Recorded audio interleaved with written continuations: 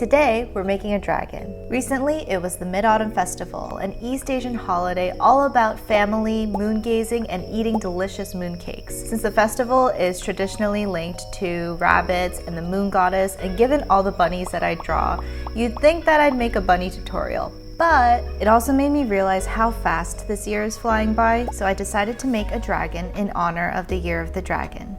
As usual, I'm starting with a rough sketch to anticipate the shapes and colors we'll need. It wasn't that hard to come up with this design because it's based on one of my original characters from my drawings. I contemplated whether to make it in red or green, but eventually went with red. To start, roll some red clay into a ball for the head.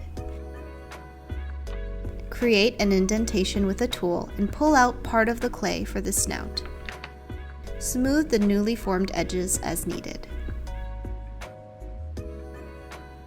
Attach a smaller red ball of clay for the body.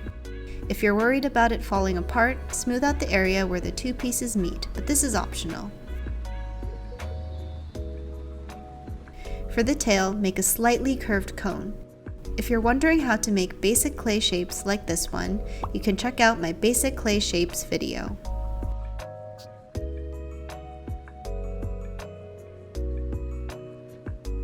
For the little legs, you'll need 2 short cylinders.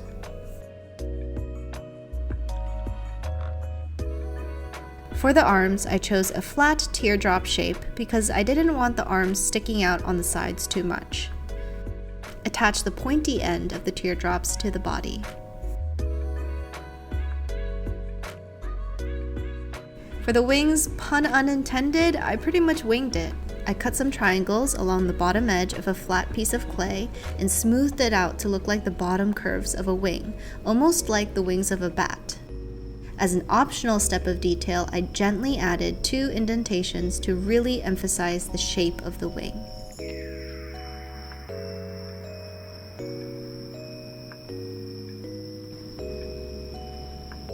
Of course, we need a cute little face. To create the horns or antlers, I put 2 cylindrical pieces, one shorter than the other, and attached them together, smoothing out the line where they meet. These additional details are a little delicate, but I attached a few semicircles for the scales along the head, and I added teeny tiny little yellow balls for the toes and fingers.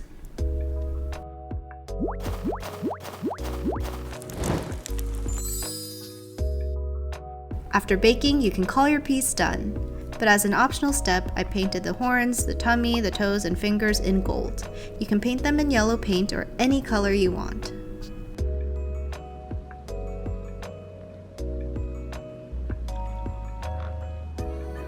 I hope you enjoyed this tutorial on how to make a dragon. I'd love to know if you try it out. Till next time! In Asian culture, dragons actually look more long and snake-like, like this. The way I drew it looks like a little worm, but we're gonna go for this one instead.